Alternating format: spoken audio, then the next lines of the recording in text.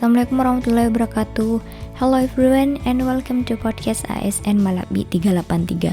Kembali lagi bersama saya Nursya Managuna, salah satu peserta Latsar CPNS Kemdikbudristek tahun 2022, kelompok 3, angkatan 8, golongan 3, yang pada kesempatan ini akan memperlihatkan bagaimana penerapan Smart ASN di lingkup kerja sebagai dosen pendidikan matematika.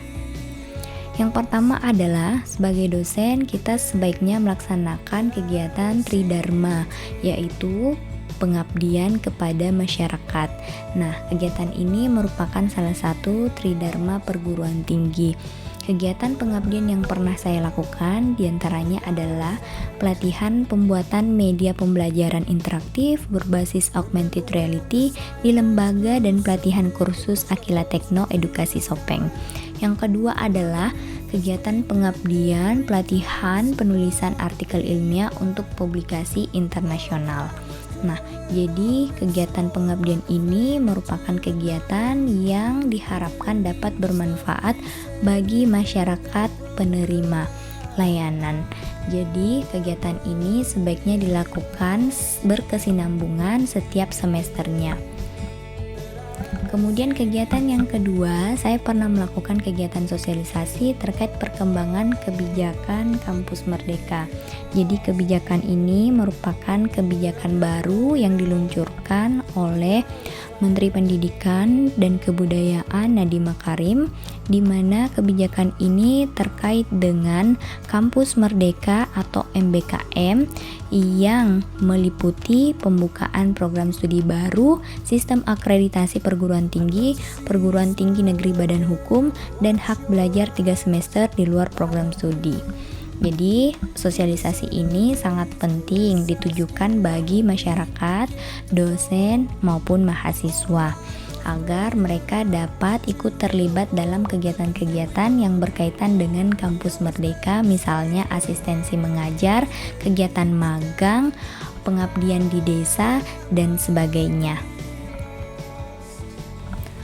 Kegiatan yang ketiga adalah sebagai dosen kita sepatutnya terus mengembangkan kompetensi diri.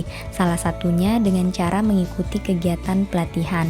Salah satu pelatihan yang pernah saya ikuti adalah Pekerti atau pelatihan peningkatan keterampilan dasar teknik instruksional yang dilakukan oleh Badan Pengembangan Sumber Daya Manusia Universitas Diponegoro selama 48 jam pelatihan pada tanggal 24 Januari 2022 hingga tanggal 28 Januari 2022. Pelatihan ini sangat penting bagi dosen dalam pelaksanaan pengajaran di dalam kelas. Kemudian yang keempat adalah mengikuti kegiatan webinar. Ada banyak sekali seminar maupun webinar yang dilaksanakan oleh lembaga swasta maupun lembaga pemerintahan. Nah, salah satunya saya pernah mengikuti webinar tentang ide-ide riset untuk publikasi internasional. Nah, tema webinar ini itu sangat penting dan sebagai dosen sepatutnya kita mengikuti untuk meningkatkan pengetahuan terkait bagaimana sih penelitian-penelitian yang diterbitkan dalam publikasi internasional. Nah, yang selanjutnya adalah saya pernah mengikuti webinar terkait dengan research data management. Jadi ini juga sangat penting tentang bagaimana manajemen data penelitian bagi dosen. Selanjutnya, saya pernah mengikuti International Workshop Action Research Methodological Approaches. Jadi kegiatan ini dilaksanakan oleh UNM, Universitas Negeri Makassar. Kegiatan ini sangat bermanfaat, terutama bagaimana meningkatkan pengetahuan kita terkait dengan publikasi, metodologi, dan pendekatan yang digunakan dalam proses penelitian sebagai dosen pendidikan tentunya. Kemudian yang selanjutnya adalah saya pernah mengikuti webinar terkait dengan good writing for great publication. Jadi ini juga penting bagaimana cara menulis yang baik agar menghasilkan publikasi yang baik. Publikasi yang baik tentu membantu pengembangan ilmu pengetahuan dan teknologi. Jadi SDM masyarakat di Indonesia bisa meningkat dengan adanya hasil-hasil penelitian yang bisa dimanfaatkan baik bagi dosen, mahasiswa maupun masyarakat secara umum.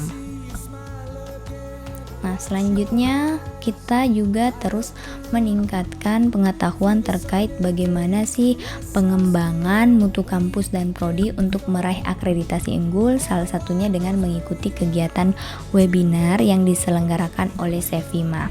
Selain itu, sebagai dosen tentunya ada tanggung jawab yang harus kita selesaikan dan tentunya berkaitan dengan pelaporan BKD.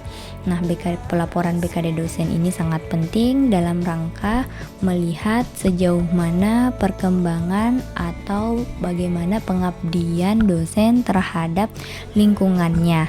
Nah, untuk itu saya mengikuti kegiatan webinar terkait tema standar publikasi karya ilmiah, buku dan artikel jurnal untuk BKD. Nah, kegiatan ini juga tak kalah pentingnya agar meningkatkan bagaimana sih terkait dengan penulisan buku dan artikel jurnal dalam rangka mengikuti dalam rangka pelaporan BKD.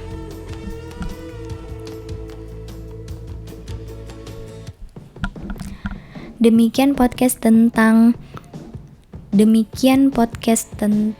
sistem Smart ASN di lingkup unit kerja. Semoga ilmunya bermanfaat, khususnya bagi para peserta latsar dan umumnya bagi masyarakat yang menonton tayangan ini. Kita ASN bangga melayani bangsa. Thank you so much for watching and see you in the next ASN Malekbi 383 podcast. Wassalamualaikum warahmatullahi wabarakatuh.